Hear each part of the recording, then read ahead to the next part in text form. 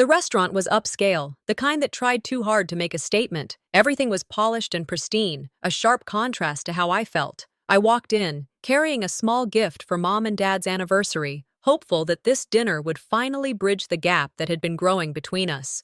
It had been too long since we'd gathered as a family, and I was determined to make it work this time. The family was seated in a private room at the back, and the first thing that struck me was how perfect everything seemed, except for me. My older sister, Jill, sat at the head of the table, her usual position of control. She had that air about her, the one that made it clear she wasn't just the oldest, but the one who had everything figured out. Dad was on her left, his face tired, his smile fading as he glanced around the room. Mom, as usual, was quiet, barely engaged, more of an observer than a participant. And then there was Mason, my son, sitting quietly beside me. He was always the shy one, the one who would rather stay in the background, far from the noise. I handed Mom the gift, trying to catch her eye, but she barely acknowledged it, too focused on Jill. I felt a familiar pang of frustration, but I smiled and played my part. This was supposed to be a moment of connection, but I knew deep down it wasn't going to be that simple. It never was with them. The waiter arrived with a bread basket and placed it in front of Jill's kids, who were already enjoying their expensive meals. But when it came to Mason, he was handed nothing but a piece of bread. No meal, no attention, just the bread basket. I looked at Jill, trying to keep my cool, but her face was unreadable. It was as if she didn't even see Mason, my son, who was quietly sitting there, waiting for something, anything. Mom didn't say a word. She didn't even look at us. Dad, ever the passive observer, shrugged and muttered something under his breath. You should have packed him something. I felt the weight of that sentence hit me harder than I could have imagined. I had spent so many years taking care of this family, picking up their pieces, and now, as usual, I was invisible. My son was invisible. I sat there, seething, but trying to keep it together. Mason didn't say anything. He just picked at the bread, chewing slowly. He didn't expect much, but I did. I expected at the very least a meal for my son, something more than the crumbs they had tossed him. I remembered the times I had given up my own needs to support Jill, babysitting her kids, helping with her bills, putting her family before my own. And this? This was the thanks I got. I had always been the one to step up, to hold everything together. But in moments like this, it hit me hard. I was nothing more than a caretaker in their eyes.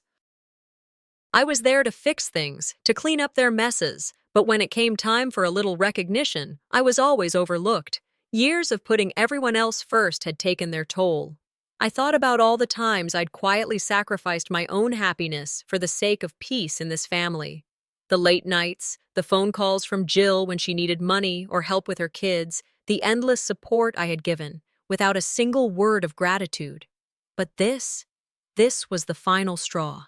I could feel the anger building inside me, a slow burn that started deep in my chest. How long had I allowed this to happen? How many times had I silently accepted my role as the invisible one? I watched Mason take another bite of bread, his face blank, his eyes unfocused. He didn't know what to make of this either. He was just as confused as I was, but he didn't deserve this. None of us did. I had spent my whole life cleaning up everyone else's mess, and I was tired of it. Tired of being the one who always took the fall. I had always been the peacemaker, the quiet one, the one who kept the family together. But now I was done. I wasn't going to sit by quietly and let them treat me like this anymore. I could feel the silence growing around me as the others ate and laughed, oblivious to the tensions swirling in the air. But I couldn't just sit there. I had to do something. I wasn't going to be the invisible one any longer. I reached for the menu, trying to hide the shaking of my hands. I could feel the weight of the moment bearing down on me, the quiet tension, the unspoken words, the anger that simmered just beneath the surface. But I didn't say anything. I didn't have to. Instead, I waved down the waiter. Put everything on my father's bill, I said, my voice steady but loud enough for everyone to hear. The room went silent. My family froze, their forks suspended in midair as they processed what I had just said. The waiter, looking confused, nodded, and I watched him walk away, the weight of my decision sinking in. I leaned back in my chair, trying to hide the rush of adrenaline that surged through my veins. This wasn't some dramatic outburst. It wasn't a screaming match or a tearful plea for recognition. No, this was something different. I was taking a stand. The silence that followed was deafening. I could feel the weight of their stares, but for the first time in a long time, I felt something else. Power. I walked into the front door, the silence of the house greeting me like an old friend. It felt colder inside than it should have, considering it was still summer. The lingering weight of the dinner settled in, and I couldn't shake the feeling that everything had changed. The small act of charging the meal to Dad's bill, so simple yet so defiant, had broken something in me that I hadn't even known was there. I dropped my purse on the table and sank onto the couch. The glow of the TV flickered in the corner, but I wasn't watching. My thoughts raced, bouncing between guilt and a strange sense of relief. Had I gone too far? Should I have just let it go? But as I replayed the moments from dinner in my head, I knew the answer. I had to do something. This wasn't the first time I'd been ignored, brushed aside, or made to feel less than. For the first time in my life, I had stood up for myself, and it felt terrifyingly good. The phone buzzed on the coffee table. My stomach dropped before I even picked it up. It was a message from Jill, of course. I hadn't expected anything different. Her message was short, clipped. "Why did you do that? You embarrassed us all. We didn't want to make a scene." My finger hovered over the screen. Part of me wanted to fire back, to unload all the frustration that had been building for years. But I didn't. I just stared at the message for a moment longer, feeling my heart race. Mom's message followed almost immediately. "This is ridiculous. What has gotten into you?" I read both messages a few more times, my grip tightening around the phone. They were angry, confused, but not surprised. They always treated me like I was the problem, like I was the one causing issues, even when I'd been the one to take the back seat my whole life. But this time, I wasn't backing down. I put the phone down, taking a deep breath. Part of me felt a knot in my stomach, like I'd made a mistake. But no, this wasn't a mistake. Not anymore. I had spent my whole life putting up with their nonsense, smoothing over their drama, acting as though I was happy to be the one who never mattered, the one who always gave but never received. It wasn't just that dinner. It wasn't just Jill's selfishness or Dad's passive indifference. It was the years of unspoken expectations, of me being the one to fix everything for them and getting nothing in return. The phone calls when Jill needed money, the endless favors, all the ways I'd kept things together for them. They didn't appreciate me. They never had. I thought back to my childhood. I remembered being the one to babysit Jill's kids while she went off for some spontaneous trip. I was just a kid myself, but I was always there to pick up the slack for her, and even then, I knew I was doing all the work while she got to live her life however she wanted. And then there were my parents. The countless times I had helped them, pulling them out of financial holes, picking up the pieces when they couldn't handle things on their own. Every time I did it, they treated me like I was just doing my duty, like it was normal. And yet, here I was, with my son, sitting at a table full of people who never seemed to care about the sacrifices I made. I could feel the bitterness growing in me. How had I let it go on for so long? How had I let them make me feel like I wasn't important? I had always been the one to give, always the one who put others first. I'd cleaned up their messes, held their hands through their problems, and in return, they treated me like I was invisible. I couldn't do this anymore. I couldn't keep letting them use me like this. They didn't deserve my silence. They didn't deserve my loyalty when they had never given me anything in return. As I sat there, stewing in my anger, I realized something. I had been holding on to this sense of duty for so long, believing that it was my job to take care of them. But that wasn't my job. It never had been. I wasn't their caretaker, their punching bag, their safety net. I wasn't their invisible servant. I stood up from the couch and walked over to the kitchen, grabbing a glass of water. The coolness of it helped clear my mind, but it didn't take away the anger. I felt it bubbling inside me, but this time, I wasn't going to let it go. I wasn't going to just sit back and take it. I thought about Mason. He had watched everything at dinner, and I knew he'd seen how they treated us. how I'd let them treat us. I couldn't let him think that this was okay. I had to teach him that standing up for yourself wasn't a weakness, it was a strength. The next morning, Mason was still quiet, his small face filled with confusion. I sat him down on the couch, and we talked. "Mason," I said, my voice softer than I expected, "sometimes people will try to make you feel small, but you don't have to let them. You don't have to take that." He frowned, his little face scrunching up in concern. "But Mom, I don't like when people are mad at you." I smiled, brushing his hair back from his face. "I know, honey. I don't like it either. But sometimes standing up for yourself means others get mad at you." He nodded slowly, like he understood, though I could see the worry in his eyes. I didn't know if he fully understood what I was trying to teach him, but I hoped one day he would. I wanted him to know that it was okay to stand up for himself, that he didn't have to let people walk all over him. As I got up from the couch, I felt a sense of purpose settle over me. This wasn't the end. This was just the beginning. I walked into my bedroom and stood in front of the mirror. I was shaking, but I wasn't afraid anymore. I had made up my mind. It was time to confront them.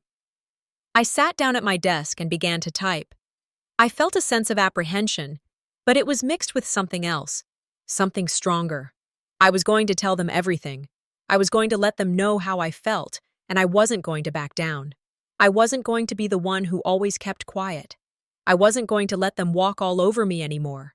And when I hit send, everything would change. The sun was setting as I paced the floor of my living room, my hands trembling slightly with the anticipation of what was to come. This wasn't just another family dinner or another one of Jill's careless remarks. It was the moment. The moment I would finally confront my family, and I knew that once I did, there would be no going back. I'd already sent the email, the one that laid bare every painful truth I had been carrying for so long. But this face-to-face confrontation, this was different. It was personal. This was real. I couldn't hide behind the safety of a screen anymore. I stopped pacing and took a deep breath, trying to steady my nerves. This isn't just about today, I told myself, running my fingers over my arms to ward off the cold that was creeping up on me. This is about taking control of my life. I'm not doing this for their approval. I'm doing this because I deserve to be heard. I had never said those words out loud before. They felt strange, like they didn't belong to me.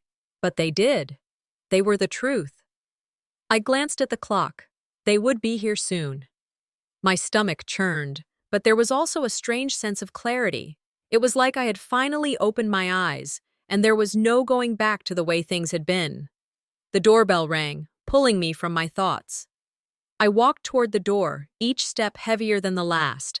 When I opened it, I saw them standing there, my parents, Jill, and the kids. They looked the same as they always had, but there was something different in the air, a coldness, a tension that hadn't been there before. It felt like walking into a storm you could feel brewing but couldn't quite see. Jill was the first to speak. "We need to talk about what you did last night," she said, her tone already defensive. I let them all in, but I could feel my resolve hardening. The moment had come. It was time to put everything out on the table. We all sat down in the living room. My parents didn't look at me much. Mom had a concerned look on her face, but it wasn't directed at me. She was already thinking about how to get out of this uncomfortable situation. Dad, as usual, was silent, his face unreadable. And Jill? She was fidgeting with her phone, barely acknowledging the space we were in together. I couldn't stand it anymore. I had to speak.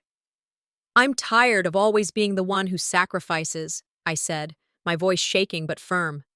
"I'm tired of being the good daughter who gets ignored and belittled. This isn't about dinner. This is about years of feeling invisible in my own family." The words came rushing out faster than I had anticipated, but I didn't stop. I couldn't. It felt like I had spent so long holding everything in, and now, there was no turning back. "You've all used me, manipulated me, and I'm done. I'm not doing this anymore. I won't be the one who always cleans up everyone's mess." Jill was the first to react, her voice rising with disbelief. "What is your problem, Amber? You've always been so dramatic. It's just a dinner." Just a dinner. I almost laughed, though the bitterness in my chest prevented me from finding any humor in it. No, it wasn't just a dinner. It was everything. It was the fact that for as long as I could remember, I had been the one to do the work, to be the glue that held everything together, and yet no one had ever noticed. Not truly. Not until now. "You don't get it, Jill," I said, my voice quieter but no less determined. "You've never taken me seriously. I've spent my whole life cleaning up after you, after Mom and Dad, but no one's ever cared. You all just take, and I'm done." My mom sighed, clearly irritated. "Amber, you're overreacting. This is not the time for this kind of talk." I felt the anger building inside me, a fire that refused to be tamped down. "You've always said that it's not the time, Amber. When will it ever be the time? When will I ever matter?" Dad remained silent, as usual. His indifference cut deeper than anything Jill or Mom could have said. It always had. He was the one who had never been there for me, not in any meaningful way. Jill shot me a glare, then turned to my parents. "This is what I'm talking about. Amber's always been so dramatic. She can't just let things go. She's ruining everything." "Am I ruining everything?" I challenged, standing up to face her fully. "Or am I just finally putting a stop to everything you've done to me and everyone else?" Jill's mouth opened, but nothing came out at first. Then she huffed. "You're being selfish, Amber. You can't just abandon us like this. We're family." I stood tall, feeling the weight of the years I had spent in silence. "I'm not abandoning anyone. I'm just not carrying the burden anymore. I'm done being your safety net. I'm not bailing you out anymore. Not with money, not with my time. I've given enough." The room fell silent. My heart was pounding, my breath coming faster now. This was the moment I had been dreading, and yet it felt so damn good. Jill's eyes widened, her face twisted in anger. "What's your problem? This isn't how family works. You can't just quit on us like that." I shook my head. "No, Jill, you can't just keep expecting me to fix everything. This is the last time. I'm done." The tension was palpable.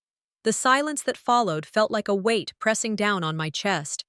But this time, I wasn't backing down. I took a step back, my thoughts racing. It was clear to me now that the family I had once hoped would understand me, respect me, was never going to change. They were too set in their ways, too used to me being the one to take all their messes. The confrontation wasn't over, but I had made my stand. I wouldn't back down. I walked toward the door, not looking back. For the first time in years, I thought to myself, I walked away from that dinner feeling like I'd finally done something right. I sat in the living room, the dim light from the lamp casting long shadows on the walls. The house felt too quiet, too still, as if the air itself was holding its breath after the storm. My heart was still racing from the confrontation, but now, in the silence, the weight of what I had done settled on my shoulders. I had stood up for myself. For the first time in years, I had spoken my truth. But now that the adrenaline was fading, I couldn't help but wonder if I had gone too far. Did I do the right thing? I asked myself, sitting on the couch with my hands clasped together tightly. Maybe I shouldn't have taken it this far. But deep down, I knew I couldn't take it back. I knew I had done what was necessary, even if it meant tearing apart the illusion of family I had clung to for so long. I glanced at my phone when it buzzed, the first wave of backlash crashing into me. It was my mom. I hesitated for a moment, but then pressed the play button on the voicemail. "You shouldn't have said those things, Amber." My mom's voice was tight, full of anger. "You've torn this family apart. What did you think you were doing? This is ridiculous." I leaned back against the couch, closing my eyes, trying to ignore the lump forming in my throat. "I didn't tear it apart," I muttered under my breath. "It was already broken." Her words stung, but they weren't new. I had been manipulated by her my whole life. She always dismissed my feelings, always expected me to be the one to hold everything together while she and Jill played their games. I sat there for a while, letting the weight of her message sink in. I had expected it. Of course, she would blame me. It was easier for her to do that than to admit that she was part of the problem. But it didn't stop the hurt. Another buzz. This time it was a text from Jill. I opened it slowly, dreading what it would say. "You've gone too far," it read. "Now you owe us all an apology." "You're tearing this family apart. I almost laughed, but there was no humor in it. Tearing the family apart? I thought. No, it had been torn for years. I just wasn't the one pulling the strings anymore. The anger built in my chest. I didn't need to respond immediately. Jill was always trying to control me, manipulate me into feeling guilty, but I wasn't falling for it this time. I was done. I turned the phone over, deciding to wait before answering.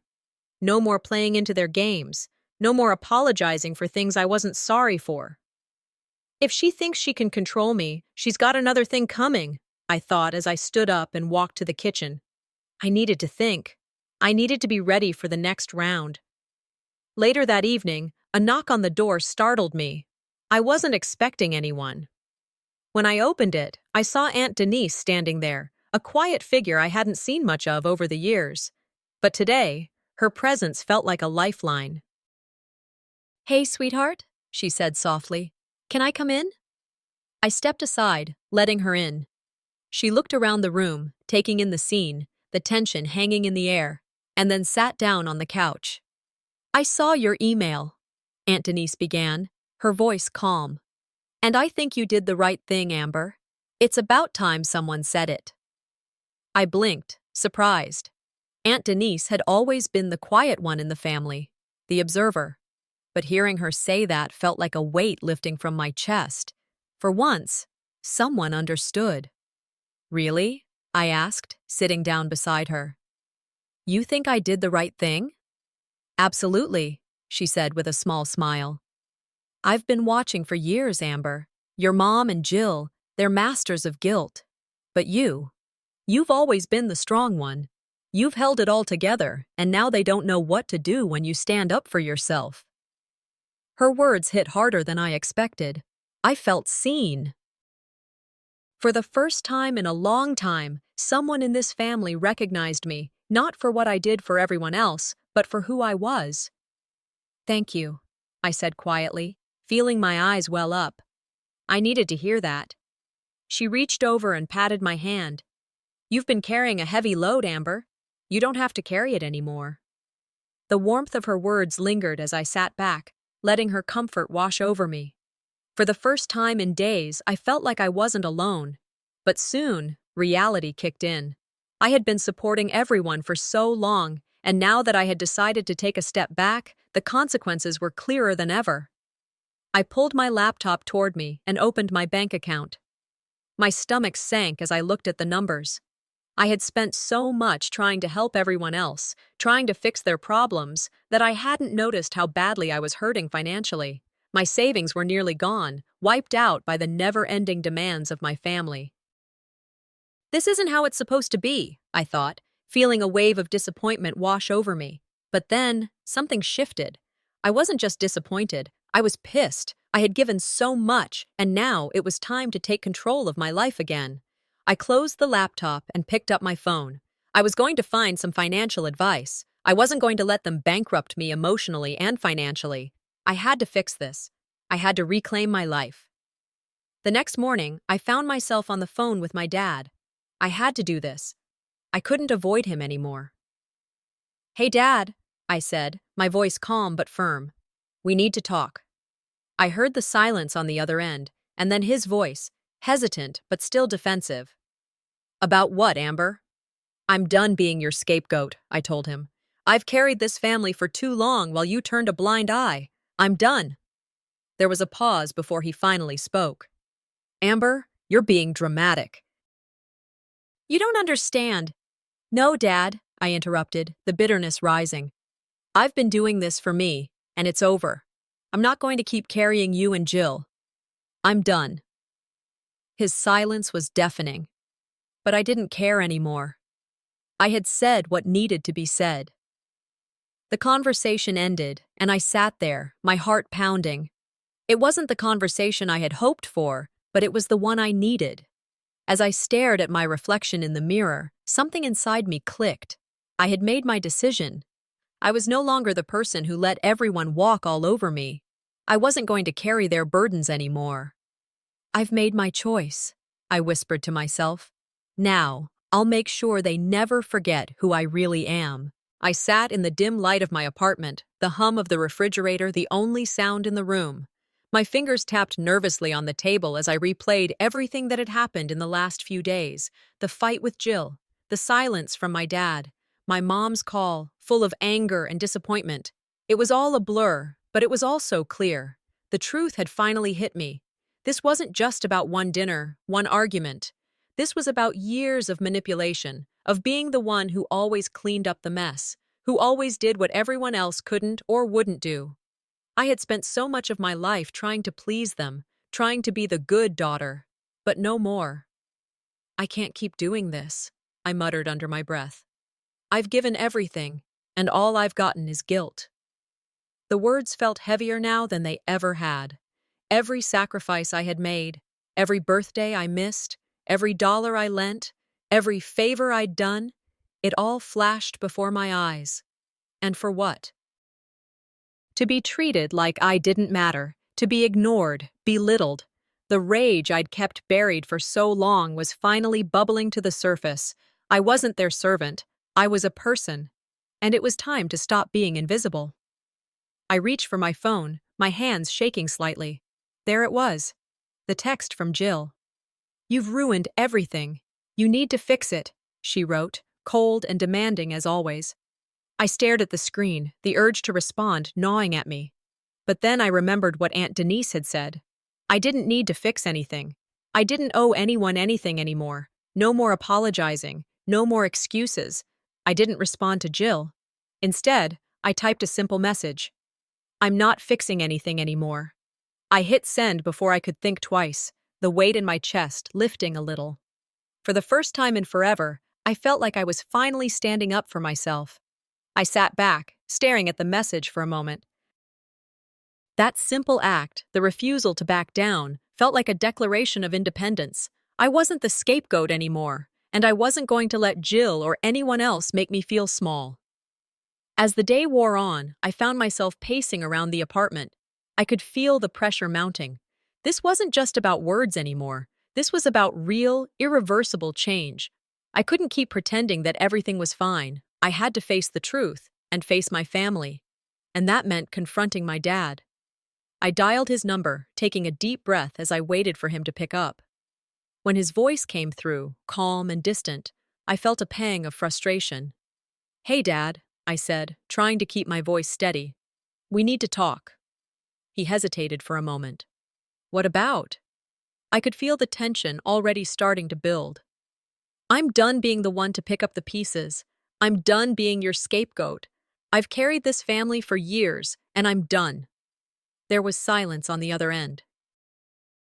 I could hear him breathing, but he didn't say anything. I pressed on, my voice more firm now. "You've let them walk all over me, and you've let me do it. You've never stood up for me. You've never said enough when they've pushed me around." I paused, letting my words sink in.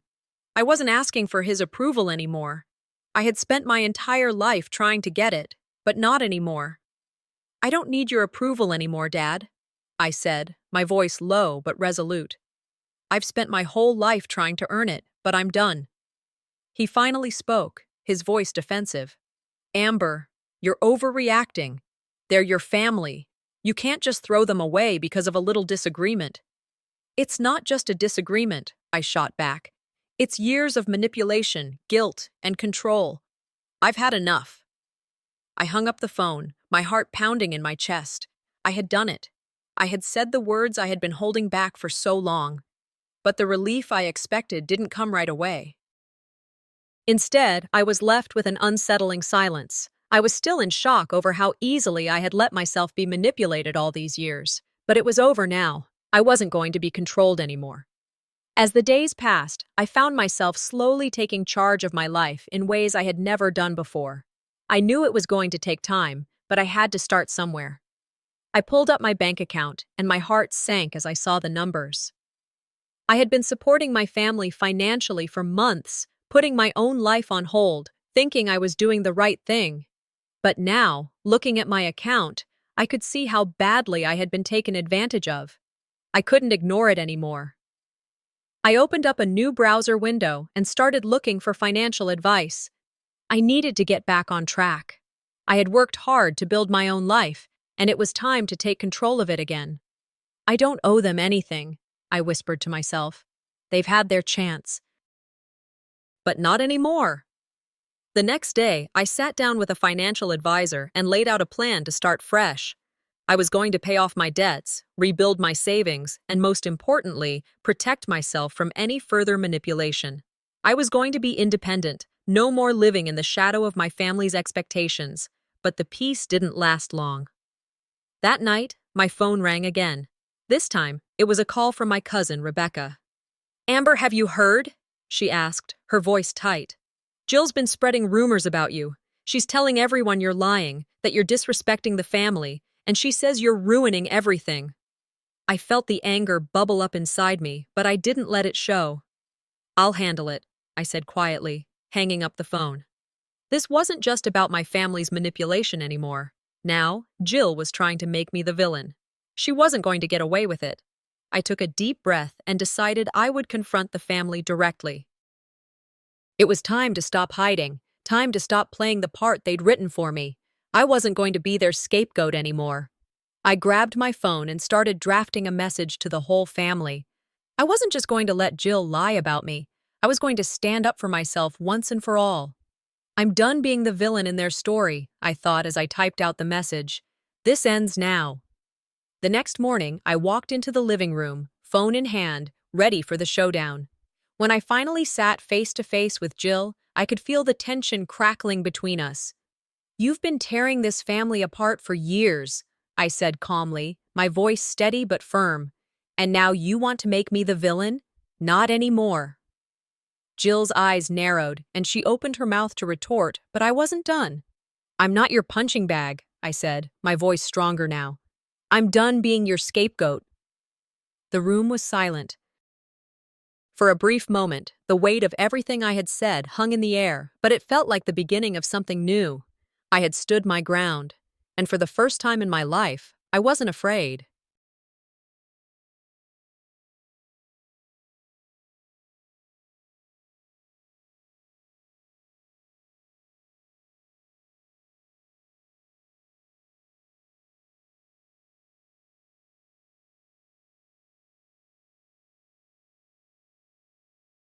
I stood in front of the mirror, staring at the reflection of the person I had become.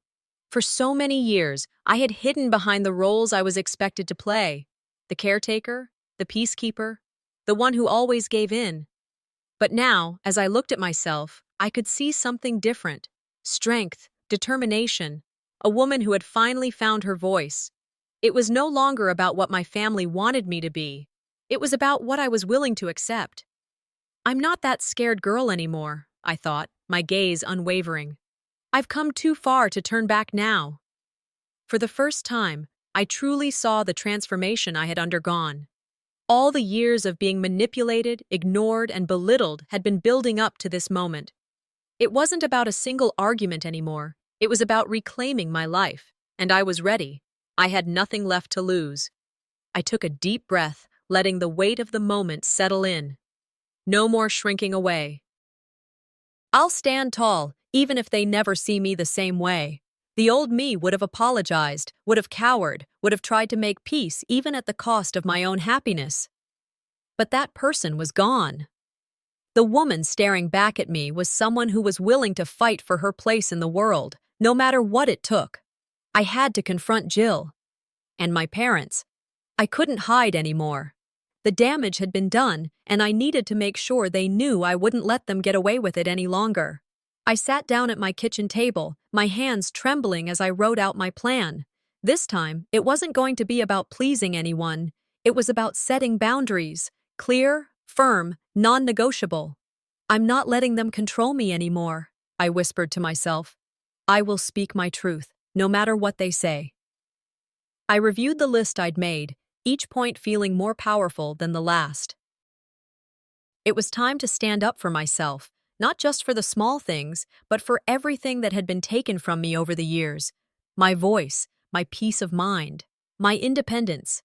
This wasn't just a confrontation. This was the beginning of a new life. I practiced what I wanted to say to Jill, imagining the look on her face when I finally said everything I had kept inside for so long. It's time for them to understand that I'm not afraid anymore. The thought was empowering. I could feel my confidence growing with each passing minute. I wasn't just preparing for a fight. I was preparing for a new beginning. A few hours later, I found myself sitting across from Jill in a cafe, the tension thick between us. It had been a long time since we had spoken like this, just the two of us, no one else around to play mediator or smooth things over. Jill's eyes narrowed when she saw me. She crossed her arms, clearly annoyed. "I don't know why you're making such a big deal out of this, Amber." I held her gaze, unflinching. "I won't let you continue spreading lies about me, Jill. This ends now." Jill scoffed, trying to play it off as if I were overreacting, but I wasn't backing down. "You've spent years tearing me down, and I've had enough," I said, my voice firm, the words like a weight lifted off my chest. "No more lies." She opened her mouth to retort, but I cut her off. This wasn't about playing nice anymore. This was about speaking the truth, no matter how uncomfortable it made her. "You've manipulated me for too long, and I'm done," I said, my tone steady but resolute. "I'm not your punching bag anymore." Her face flushed with anger. She opened her mouth again, but I saw the deflection in her eyes. She was trying to deny everything, but I wasn't going to let her get away with it. Not this time. She can try to deny it, I thought to myself, but I know the truth. And so does everyone else now. The satisfaction was hard to describe, like a storm finally clearing. For years I had been silenced, diminished, and now I had taken my first real stand. I wasn't the person I had been before. I was stronger now, more certain. And for the first time in my life, I felt like I was in control of my own narrative. When I left the cafe, I felt the weight of my actions, heavy but liberating. It wasn't just about Jill anymore. It was about my entire family and the toxic patterns they had allowed to thrive. I wasn't going to let them manipulate me any longer. But as I walked back to my car, I received a call from one of the family members who had always sided with Jill. They had been silent up until now. "Amber," they said quietly, "I just wanted to let you know. Jill's been telling everyone you're a liar and that you've disrespected the family. She says you're ruining everything." I gritted my teeth, the anger rising again. But I didn't let it show. I wasn't going to let Jill's lies derail me. Not now. Not ever again. "I'll handle it," I said, cutting the call short. I had faced Jill. Now, I needed to face my parents. When I got home, I sat down, breathing deeply. I wasn't sure what to expect, but I knew one thing. I wasn't going to let them continue ignoring me. I called my dad first. "Dad," I said, my voice firm. "I'm done. I'm not going to be your scapegoat anymore. I've carried this family for far too long while you've turned a blind eye." His response was what I expected. "Amber, this isn't the time. Don't make a scene." "This isn't family business," I shot back. "This is about respect, and I'm not going to sit back and let you treat me like this anymore." There was silence on the other end of the line. I could feel the weight of my words, and I knew that in that moment, I had crossed a line that I would never go back from. "I'm stepping back," I said, the words coming out more powerful than I had expected. "If you want to keep treating me like this, you can do it without my support." It felt like a huge weight had been lifted from my shoulders. I wasn't just setting boundaries. I was reclaiming my life. I turned off my phone, the house quiet except for the hum of the refrigerator. I knew that this was only the beginning, but it didn't feel like a loss. It felt like a victory, a turning point. Just as I was about to walk away from the conversation, my father said something that stopped me in my tracks. "You think you've won? You don't know the whole truth." I sat at the kitchen table, a cup of coffee untouched in front of me. The silence in the room was deafening. I couldn't stop replaying everything that had happened over the past few days. The confrontations, the lies, the betrayals, they all felt like a storm I couldn't outrun. How did I not see it before? I asked myself, staring at the cold surface of my coffee. The lies, the manipulation, it's all been right in front of me. It was as if the scales had fallen from my eyes. All these years, I had thought my family was my safe place, the one place I could always rely on. But now, I knew the truth. The very people I had trusted most were the ones who had hurt me the deepest. My mom, my sister, Every one of them had been part of a game I hadn't even realized I was playing. I picked up an old family photo from the table. It was from a time before everything changed, before the guilt trips, before the gaslighting, before the constant expectations. I remembered how easy it had been to believe in them, to believe that they had my best interests at heart. But now, all that seemed like a lie. I thought they were my safety net, I thought bitterly, but all they've done is trap me. The weight of the past few days started to hit me. The frustration, the anger, it was all too much. I felt like I'd given my whole life to them, and all I had in return was manipulation. My heart ached, not just from the betrayal, but from the realization that I had allowed it for so long. I had sacrificed my happiness for them, thinking that's what family was supposed to be. But I was done with that now. It was time to confront the truth. All of it. Jill, my mom. This wasn't just about me anymore. This was about finally exposing the lies, setting the record straight, and reclaiming my life. The plan was simple. I was going to tell them everything. I wasn't going to let them continue with their manipulations. Not anymore. That evening, I found myself sitting across from Jill and my mom at the dinner table. The tension in the room was palpable, like a storm waiting to break. My heart pounded in my chest, but I knew this was the moment. There was no going back. "I know everything," I said, my voice steady despite the chaos inside me. "You've been lying to me for years, and it's time you face the consequences." Jill's face twisted with indignation. She wasn't going to back down without a fight.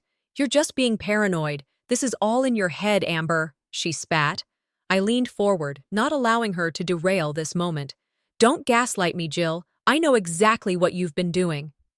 The words felt like a weight lifted off my chest. I'd said it, and there was no going back. Jill opened her mouth to argue, but I cut her off again. "You've spent years tearing me down, and I've had enough. No more lies." She shot back a snide remark, but I wasn't listening anymore. I couldn't care less about her excuses. The truth was out, and there was no room for denial anymore. I was done being her scapegoat, done letting her push me around. As I turned to my mom, I felt the sting of years of unspoken hurt. I had always felt like the invisible daughter, the one who had to clean up everyone's mess. I wasn't asking for their approval anymore. I was asking for their respect. "I needed you, but you never showed up for me," I said, my voice thick with emotion. "You always chose her over me." My mom shifted uncomfortably in her seat, but she didn't say anything. She couldn't. She knew I was right. I had spent so many years trying to earn her love, trying to prove I was worth her attention. But it was never enough. The silence hung in the air as I stared at them both. For a moment, I felt exposed, vulnerable, but also empowered. I had said what I needed to say. And now, it was time to face the consequences. Just as I thought the worst was over, something I wasn't prepared for hit me like a ton of bricks. As I was about to leave, I stumbled upon a document, an email, that changed everything. It wasn't just Jill who had been lying to me. My father. I couldn't believe what I was reading. How could he? How could he have been part of this? All these years, he had been the one to silently watch it all unfold, playing the passive observer, but never stepping in to stop it. Now, I knew the truth. He wasn't just absent, he was complicit. I felt sick to my stomach as I tried to process it. All this time, I had thought my father was the one person I could rely on. But he had been in on it all along. The betrayal went deeper than I could have imagined. I called him immediately, my hands trembling. "You weren't just absent, you were complicit in all of this. How could you?" His voice on the other end of the line was defensive, weak. "Amber, you don't understand. I was just trying to keep the peace." "No," I snapped. "You were keeping the peace for yourself. You let them walk all over me, and you did nothing."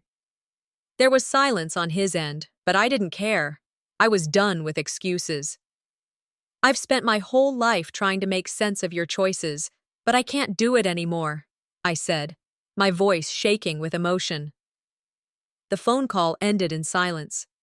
I sat there, in the aftermath of the chaos I had unleashed. The family I had once known was gone, replaced by something unrecognizable. As I walked away from the dinner table, I thought I was free. I thought I had set myself free from the toxic grip of my family.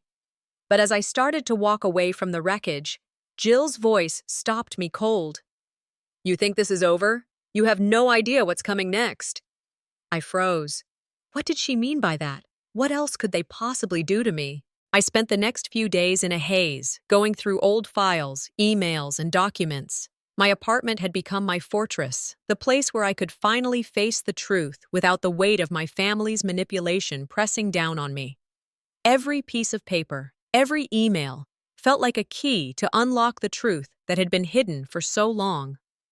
If I can just find that one thing, I muttered to myself, flipping through the stacks. Something that can prove everything. The air felt thick, the tension unbearable. I knew what I was about to do could change everything. It could sever the last thread of connection I had with my family. But maybe that's exactly what I needed. As I searched, the memories flooded in. The times I was expected to be the peacemaker, the constant guilt trips, the lies I had swallowed because I thought they were all just part of family life. I had been living in a fog of self-doubt, convincing myself that it was all normal. But now, I was awake, and I needed to face what was really going on. If I do this, it will be the end of everything I've known, I thought, staring at the files spread out before me. But maybe that's the only way forward. The silence in my apartment was deafening as I continued to search, each passing minute adding weight to my decision. It wasn't just the betrayal that hurt, it was the realization that I had spent my whole life believing in a lie, that I had sacrificed everything for a family that never truly saw me. Then, just as I thought I might give up, I found it. The email. The one that tied everything together. Not only did it implicate my mother, but it also revealed something far worse. My father's role in it all. My hands shook as I read through the message, the truth hitting me like a punch to the gut. I knew it.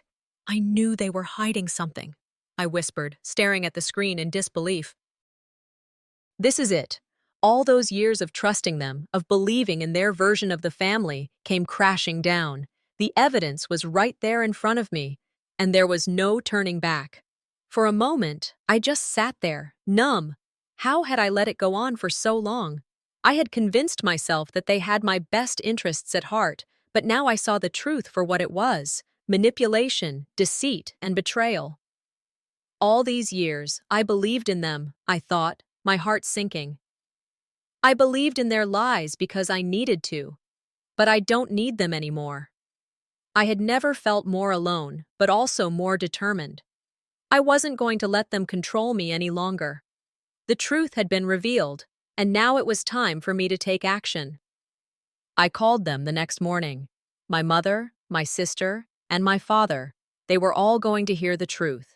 I wasn't going to hold back anymore. I wasn't going to let them sweep it all under the rug again. The family meeting was set for that afternoon. I sat in my apartment, hands shaking as I gathered the evidence, preparing for the confrontation I had been dreading. But now, it wasn't about fear. It was about justice. It was about me taking control of my own life. When they arrived, I stood tall, my resolve firm.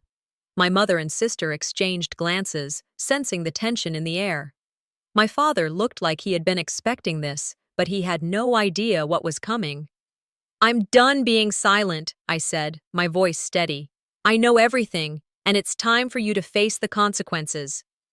Jill opened her mouth, but I cut her off before she could speak. "You stole from me. You lied to me for years, and now it's over." She tried to deflect, of course. "You're making a big deal out of nothing. We didn't do anything wrong." "Don't gaslight me, Jill," I retorted. "I know exactly what you've been doing." Her eyes narrowed, but I stood my ground. I wasn't going to let her manipulate me again. I turned to my mother, feeling the weight of everything that had been left unsaid for so long. "You always chose her over me," I said, the words coming out raw. "I needed you, and you weren't there. You let this happen." My mother looked away, unable to meet my gaze. She knew I was right, but she couldn't bring herself to admit it. And then, the moment I hadn't expected, the revelation that would change everything. As I pulled out the damning email, I looked at my father. You weren't just absent, I said, my voice shaking. You were complicit in all of this. How could you? He stared at the floor, avoiding my gaze. I did it for you. For all of us. You wouldn't understand. I don't need your protection, I said, the words feeling like they came from someone else. You never cared about what I needed, you only cared about yourself.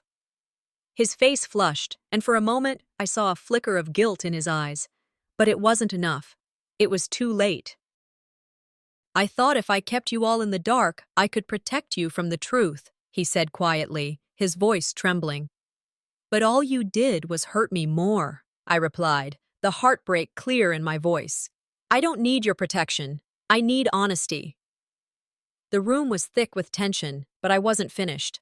The truth was out now, and I had nothing left to lose. I'm done being your scapegoat, I said, standing up straighter. You've manipulated me for the last time. I looked at them one last time, my heart heavy but my resolve stronger than ever. It was time to sever the ties for good. I could no longer allow myself to be tangled in their web of lies. I can't keep doing this, I said, my voice firm. I'm done. I'm walking away. The finality of my words hung in the air. The family I had known for so long was gone, and there was no going back. Just as I thought I was free, the phone buzzed. An unknown number. I hesitated before picking it up. Just when I thought it was over, I heard Jill's voice on the other end, low and threatening. You think you've won, but this isn't the end, not yet. A chill ran down my spine as I hung up. What had I just unleashed? I sat in the quiet of my apartment, surrounded by the remnants of my journey. Files, emails, and documents were scattered on the coffee table, each one representing a piece of the puzzle that had finally come together. The weight of everything that had happened in the last few weeks seemed to settle in, and for the first time, I allowed myself to breathe. It felt like a small victory, but also the beginning of something new. I thought this moment would bring me peace, I whispered to myself, staring at the mess of papers. But now I realize it's just the beginning of something else. The truth had come out, the confrontation had happened, and yet something still lingered. It wasn't relief I was feeling. It was a quiet, painful acceptance. The scars of betrayal and manipulation didn't just disappear once the truth was revealed. They would remain, a part of me forever, a reminder of everything I had sacrificed for a family that never truly saw me. I've fought for my right to be heard, but the scars will never completely fade, I thought, the realization sinking in deeper than I expected. I had confronted my family, exposed the lies, and severed ties with them. But the emotional toll of that betrayal still sat heavy on my heart. Despite the anger and resolve I felt in the moment, I knew the journey to healing was far from over. My phone buzzed, breaking the silence. It was a text from Jill, my sister. You've hurt us too, Amber. Don't you think it's time to let go of the past? The message read. I stared at the screen, the words stinging. She still didn't get it. They never did. I took a deep breath before typing a reply. The past will never be gone, Jill. Not for me, not for anyone. But I've learned how to live with it. I hit send, then set my phone down. There was nothing more to say to her. The family I had once hoped would change had made it clear they never would. Sitting back in my chair, I allowed myself to feel the weight of my decision. I had made the choice not to forgive them, not on their terms, not on their timeline. This was my life, and I was going to live it for myself, not for them. I don't need their forgiveness to move forward, I thought, the words ringing true in my mind. I'm not the one who's broken. I looked around my apartment. It was quiet, almost peaceful, but it also felt like the calm before a storm. Despite everything, I knew this was the right choice. I had to release myself from their grip, and that meant not looking back. Not now, and not ever. The past would always be a part of me, but it no longer defined me. The decision was made. I wasn't going to keep carrying their burden. I had spent my life trying to hold everything together, trying to be the perfect daughter, the perfect sister. But not anymore. I had finally chosen myself. I sat at my desk and began drafting a letter to my family. My hands were steady as I typed, but my heart ached with every word. "This is the last time I'll speak to you," I wrote. "I've chosen myself now, and that's all that matters." Once the letter was finished, I felt a strange sense of liberation. The words were final, and once I sent it, there would be no going back. I would no longer be tethered to them, no longer be their scapegoat. I hit send, and just like that, it was done. The finality of it settled over me, bittersweet. There was a sense of loss, of course. No matter how much I had been wronged, they were still my family. But I also felt a profound sense of freedom. For the first time in my life, I was making choices for myself, without any consideration for their opinions or needs. I stood up and walked over to the window, looking out at the world beyond. The sun was setting, casting a warm glow across the skyline. It felt like a new beginning. I knew it wasn't going to be easy. Healing would take time, and I would have to rebuild my life from the ground up. But for the first time, I felt confident in the path I was choosing. "It's not about what they did to me anymore," I said aloud to myself, the words comforting. "It's about what I'm doing for myself now." And then, a soft knock at the door. I wasn't expecting anyone, but as I opened it, I found a letter sitting on the welcome mat. It was sealed with no return address. My heart skipped a beat. I ripped open the envelope, my fingers trembling as I unfolded the note inside. The message was brief, yet it hit me like a ton of bricks. "You think it's over, but it's far from done." The words lingered in the air, thick with menace. I stood frozen, the last shred of certainty slipping away. I had thought I was free, that I had left my past behind, but now the shadow of my family loomed larger than ever.